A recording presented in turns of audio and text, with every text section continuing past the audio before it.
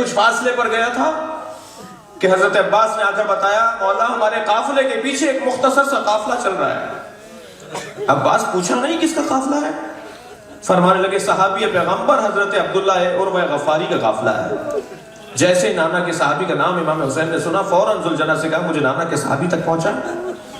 گھوڑا لے کر امام حسین کو نانا کے صحابی تک آیا، کیا دیکھا؟ کمر خمیدہ ہے، ضعیفی ہے، ہاتھوں میں راشا ہے، 3 سواروں کے ساتھ 3 ساتھیوں کے ساتھ مختصر سا قافلہ ہے۔ آگے بڑھ کے گلے لگایا، نانا کے صحابی اس بڑھاپے میں کہاں کا ارادہ ہے؟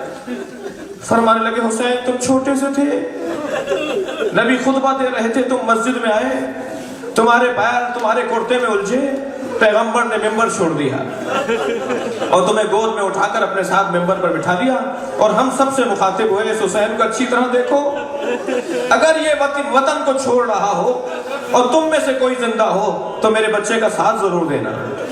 حسین میں بوڑھا ضرور ہوں مگر مجھے نبی کی وصیت پہ عمل کرنا ہے۔ امام نے فرمایا پھر آپ میرے ساتھ چلیے، عباس آپ کی خدمت کریں، علی اکبر آپ کے کام آئیں۔ فرمانے لگے نہیں تم اپنا قافلہ آگے رکھو، میں پیچھے پیچھے چلوں گا۔ جب امام نے بہت اصرار کیا تو انہوں نے جملہ کہا حسین میں اس قافلے میں کیسے چلوں جس میں زینب کی سواری ہے؟ میں کہوں گا عروہ غفاری تم نے بڑا احترام کیا زینب کبریٰ کا، 11 محرم کو ہوتے تو دیکھتے۔ اجرکم اللہ، تھک کر نہیں روئیں گے عزادارو، اپنی آواز آزاد چھوڑیں گے۔ جب آوازیں بلند ہوتی ہیں امام جعفر صادق دعا دیتے ہیں یا اللہ یہ میرے جد پہ گریہ کر رہے ہیں۔ بڑی فضیلت ہے بلند آواز میں رونے والوں کی۔ جناب عروہ غفاری نے 11 محرم کو نہیں دیکھا کہ زینب کبریٰ واہ حجابہ کے نوحے بلند کر رہی ہیں۔ اجرکم اللہ، عزادارو سلام ہو اس بی بی پر کہ جب اپنے بھائی کے لاشے پر آئی ہے تو امام حسین کا لاشا پہچاننے میں نہیں آیا زینب سے۔ فرمانے لگی کیا تو ہی زینب کا بھائی حسین ہے؟ اور اپنے بھائی کے لاشے کو مسلح دیکھا، پامال لاشا دیکھا۔ سخت جملہ ہے مقتل کا، امام کی پسلیاں کمر سے نکل رہی تھی۔ بڑا ظلم ہوا ہے فرزند زہرا پر، بہت ظلم ہوا ہے حسین ابن علی پر۔ اور اس کے بعد کٹی ہوئی رگوں کے اوپر لب رکھے اور بوسے لیے اور بندھے ہوئے ہاتھوں سے اپنے بھائی کا لاشا اٹھایا اور آواز دے کر کہا اللہم تقبل منا ھذا القربان، یا اللہ ہم سے اس قربانی کو قبول کر لے۔ عزادارو بڑا سخت تھا امام سجاد کے لیے، ایک منزل اور لیجئے مصائب کی، بڑا سخت تھا امام سجاد کے لیے کہ بابا کا لاشا بے گور و کفن ہے اور امام لاشا چھوڑ کر جا رہے ہیں۔ بڑا سخت ہے امام سجاد کے لیے۔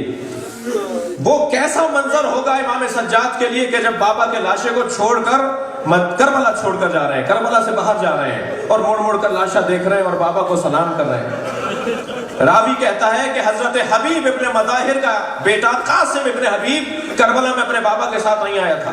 جب حبیب آئے تھے کربلا تو بیٹا کہیں سفر پر تھا، واقعہ کربلا گزر گیا، بابا شہید ہو گئے۔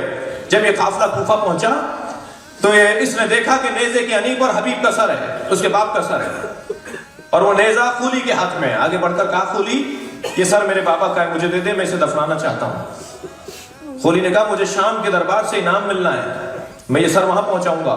کہا جو انعام تجھے وہاں ملنا ہے وہ میں دینے کو تیار ہوں۔ لیکن عزادارو خولی نے سر حبیب ابن مظاہر نہیں دیا۔ جب یہ قافلہ کوفے سے نکل گیا اور صحرا سے گزرنے لگا تو قاسم ابن حبیب نے خولی پر حملہ کیا، اپنے 10-15 ساتھیوں کو لے کر خولی پر حملہ کیا اور سر حبیب ابن مظاہر لینے میں کامیاب ہوا، اور بہت جلدی سے یہ کہتا ہوا امام سجاد کے قریب سے گزرا جس کا جوان بیٹا زندہ ہو اس کے باپ کے سر کو نو کے نیزہ پر نہیں اٹھایا جاتا۔ امام کا حال متغیر ہو گیا، بیڑیاں سنبھالی، اپنے بابا کو دیکھا، بابا یہ سچ کہتا ہے آپ کا بچہ مجبور ہے، آپ کا بچہ امتحان میں ہے، ورنہ کسی جوان کے لیے گوارا نہیں ہے۔